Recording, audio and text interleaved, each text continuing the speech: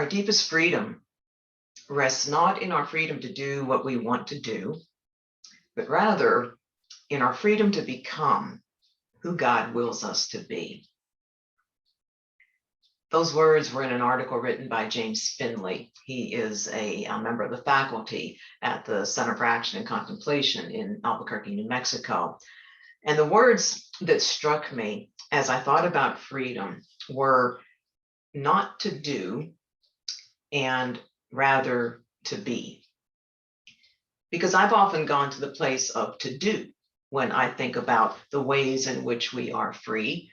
For example, when we vote, or when we publicly and freely attend a house or place of worship of our choosing, when we post our personal opinions on social media, when we write letters to the editor or to our members of Congress, whether they be in support of or critical of, we are doing things that we have the freedom to do in this country.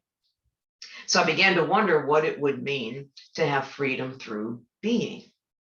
And I began to look at different references cited in Mr. Finley's writing, and I found that there was a series of articles and by other faculty and contributors to the center that were a part of a series called Inner and Outer Freedom.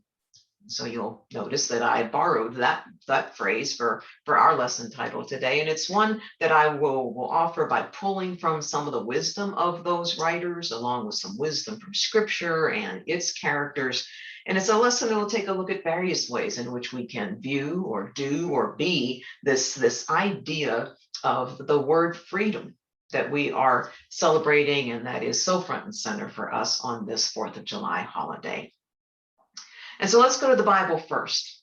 We're going to go to the Old Testament and to the second book of the Bible, which is Exodus. And the writings in Exodus are typically remembered for two main events. And the first was the offering of the covenant of the Ten Commandments on Mount Sinai.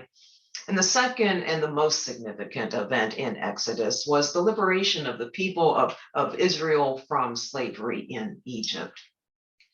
Now, in unity, along with other traditions and by scholars as well, we view stories that are in the Bible as stories of our own lives today.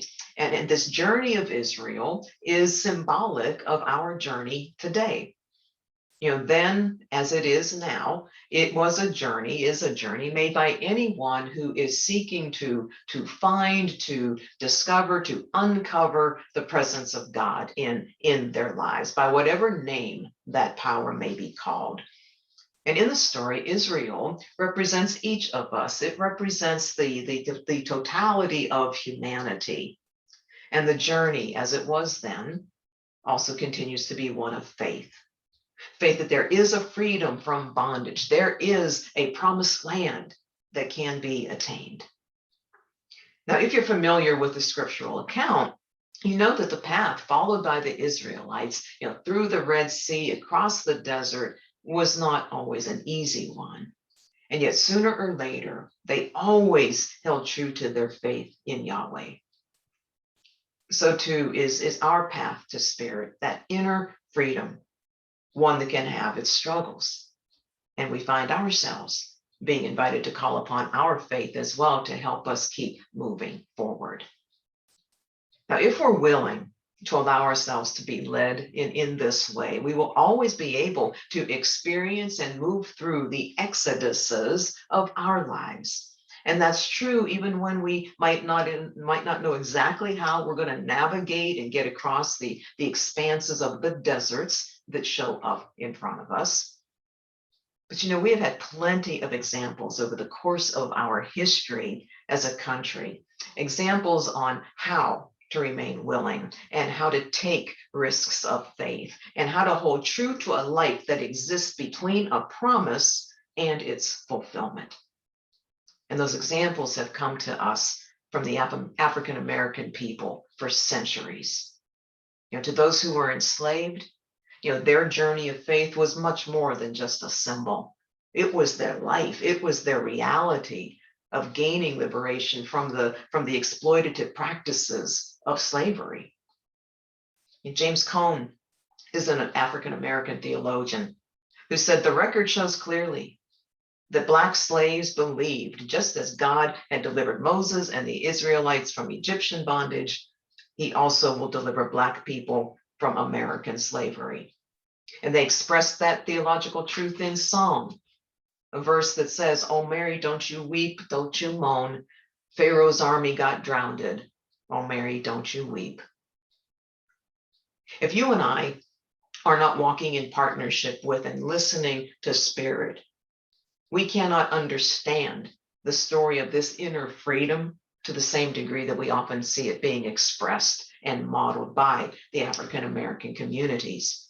Because it's an inner freedom that enables them to forgive more often than take revenge. It's an inner freedom that strengthens their resolve as opposed to their quitting and giving up. It's one that finds peace with all that they've withstood and with all that still remains to be overcome. And that leads me to one other lesson, a very important lesson, I believe, that our African American brothers and sisters have shown us. And that is that even though the journey can be hard, that it is not a straight line, that it is a zigzag, up, down, inside out kind of journey at times. Those deserts that we cross, they're not all desert. And at the right and perfect time, an oasis appears. An oasis appears that gives us more faith. And it's usually after we've taken that prolific, 3 steps forward and 2 steps back. But they've shown us to look for the oasis, because it's there that we'll find the wisdom to take with us from those 2 steps back. And it will also impel us to continue to move forward. The opening words to the preamble to our Declaration of Independence are, "We hold these truths to be self-evident." And there's another verse from Scripture that can give us some insight to these truths that are more aligned with our outer freedoms, and also the capital T truths that are aligned with our inner and absolute freedoms. And this time we're going to go to the New Testament, to the book of John. It's in chapter 8, verse 32, and these are words you're probably all very familiar with, that say, "You shall know the truth, and the truth will set you free." So what is the spiritual truth that we are to know? Well, Unity World Headquarters recently published a booklet on the writings of Martha Smock. Back in 1943, and then continuing for the next 30 years, Martha Smock served as the editor for Unity's Daily Word publication. And this is what she believed those truths to be. She wrote, "To know the truth is to be constantly aware of the presence and power of God. To know the truth is to see beyond appearances to the wholeness and perfection of God. To know the truth is to know that we are more than flesh and blood. We are spiritual beings created in God's image and likeness, and having in us God's own Spirit, the Christ. To know the truth is to be free." So if we go back to Jesus's words and assume that we know these truths, that if we know these truths, we will be set free, how might that show up in the more relative truths in our everyday lives and how we go about expressing them? Well, one way to consider this is through the practice of letting go. And we can look at that in two different ways today. First, have you ever heard the comment made by Meister Eckhart, who said that the spiritual life is more about subtraction than it is addition? Well, that goes pretty counter to our culture and our societies today, but it's not impossible to imagine, it's not impossible to do, because we can strive to let go of things like our biases, our need to control or manipulate other people, our need to be right, our need for power or possessions or money or esteem. And basically what letting go of these things will create is a freedom from our own individual, quite small selves and perspectives as being the only reference point for everything. When our own perspectives are the only reference point for everything, we would be free of that. And it's not that we let go of who we are or all that we've come here to uniquely express, nor does it mean that we aren't supposed to have possessions or financial resources. It does mean that we're not attached to those things. They're not primary in our lives. That we don't amass them based on beliefs that say me first and then everybody else if there's anything left. It's a willingness to see beyond ourselves and notice that there is this great big wide world out there filled with a whole lot of people who have a whole lot of different perspectives, and it's a world that doesn't revolve around any one of us. A second letting go I came across was from Thomas Merton, who was a Trappist monk and a scholar of comparative religion. And something he said took me back to last week and our discussion about letting go of our need to know, that tied it to the freedom that our faith in a higher power can bring, that we're talking about today. He wrote about a letting go applicable to God itself.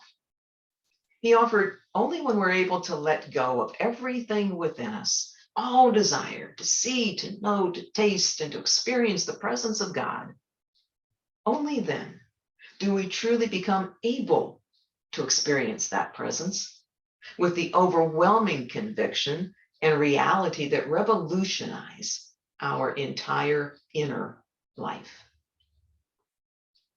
So both of these acts of letting go, letting go of those outer expressions arising from thinking only of ourselves and our own concerns, and also of this desire, need to just know God, begin to show up in our outer being. Because when we get to that point, everything that we would think or say or do would be coming forth from those revolutionary, capital T, truths within us. Truths such as oneness of spirit and with spirit, and divine love, and really expressing with a knowledge and a just in the way we would show up, knowing that we are equal creations of that one creator. Now, so far, we've been looking at the concept of freedom from an individual basis. For you, for me, for every individual on the planet, how we can each experience a freedom within and a freedom without. I think it's also important to address a more collective freedom today, one that is much needed today. In the series of articles supporting our lesson today, freedom was actually not the word used. The word used by the center's founder, Richard Rohr, was emancipation. Emancipation, he felt that word would direct the reader's attention to a more systemic level of freedom. I started out today noting some of the things that we can do in this country because of the freedoms we have, and yet the question was posed, is there any one of us who can say that we are truly 100% fully emancipated? And I would offer that we're not. Because it's not a true emancipation if we completely rely upon the outer systems in life that give us so many of those freedoms. Our free trade, free market, free speech, and so forth. There's only so much freedom they can offer, and they cannot guarantee it, and sometimes they cannot deliver it. On an individual basis, I think back to 2001 and the Enron Corporation in Houston. You may recall that it perpetrated one of the biggest accounting frauds in history and became a symbol for modern corporate crime. And living in Houston at that time, I had a front seat to its unraveling, and also a front seat to the loss of freedoms its employees had believed in and relied upon. And that freedom manifested itself in the form of money. It was freedom that brought so many of those employees mansions and a new luxury car every year when the bonuses were given. It was a system that thrived on ego. It thrived on greed. It thrived on looking out for nobody except yourself. But then that promise was broken and it could no longer be delivered. And so many who had placed their entire trust faith, belief, and financial resources in it, saw the lives that they had known implode. They felt completely betrayed. They were filled with distrust and resentment, and so many had no idea how to take one step forward. On a collective level, I can think to much more recent times, just January of this year, you're looking back to the very promise of democracy in this country on a day when it was almost brought to its knees, so close to having our democracy and the freedoms it offers taken away, and wondering how would I have responded to that? How would we have moved forward from that? And then there's just everyday things. We don't have to have these big events, but some questions of freedom that Richard Rohr posed that we can consider are such as, are we really free to imagine that there could be better alternatives to our free market systems? We're likely to be called dangerous or un-American if we dare broach the topic. We believe in free speech, but we know better than to claim that money actually controls our elections rather than one person, one vote. Does our freedom to protect ourselves with gun rights and limitless military spending give us the freedom to use the vast majority of economic resources of our country for our protection, even if it means not providing food, healthcare, or education for the very same people we say we are securing? The events that happen, the ways that we can place our entire identity into an institution or a group or even one country, they prevent us from getting outside of ourselves and being able to imagine other ways of thinking, of doing, of being. Now, some might refer to that as being stuck in a box, right? You're inside a box. And we usually hear, the alternative being, to step out of the box or create a bigger box. But what if we consider just building a better box, and one that would work side by side with a bigger box that is already in place? A partnership that could lead to that true emancipation, that systemic level of freedom that Richard referenced. He offered this a couple of steps, maybe we could call them, to try to get to that place. And the first is to understand that the boxes we create are not bad. They are not bad. They are necessary. They are extremely important to us because they provide the foundations for how we go about living our lives. They allow us, people and cultures, to work together, to live together. And they are boxes that we can improve upon at any time, and they're the ones within which we experience the practical sides of living and working and creating together. The bigger box, as I said, it's always been in place. And while I'm using imagery of boxes today, Richard Rohr referred to the bigger box as the realm of God. A realm, a box where everyone is a citizen. You see, every person who's placed on this planet is invited, is called upon to live in this larger box, the realm of the Creator, right? While at the very same time living in the practical boxes of this life on Earth. And so isn't that a creative tension just waiting to happen all the time? And yet we need both. We need both in order to experience the fullness of freedom. The fullness of freedom that's deeper, bigger, maybe even scarier. A freedom that is personal and structural, economic and spiritual, inner and outer. I understood what it could mean if we met our outer world with our inner world. Those words are from Paula D'Arcy. She is an author of several books, and one of hers I always recommend to anyone who's moving through a time of grief and losses is titled A New Set of Eyes.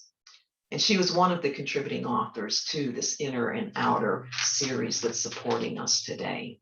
And so, of course, she wrote from her perspective. She wrote from her experience. which was about the freedom to be found on the other side of grief, the other side of insecurities or anger, the significant challenges, on the other side of those deserts that we experience in our lives.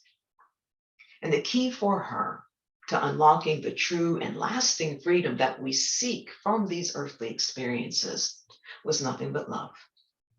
Love. It was a love that she believes has the power to free the human heart, that it has the power to bring forth incredible transformation in anyone's life. It's one that enables us to see the world differently than we might otherwise. And it's one that it's not a theory, it's nothing to define, it's not emotional. She writes, it moves in bodies, in nature, in the ground beneath us, and in the space between. It is a different nature, waiting in us like a secret seed.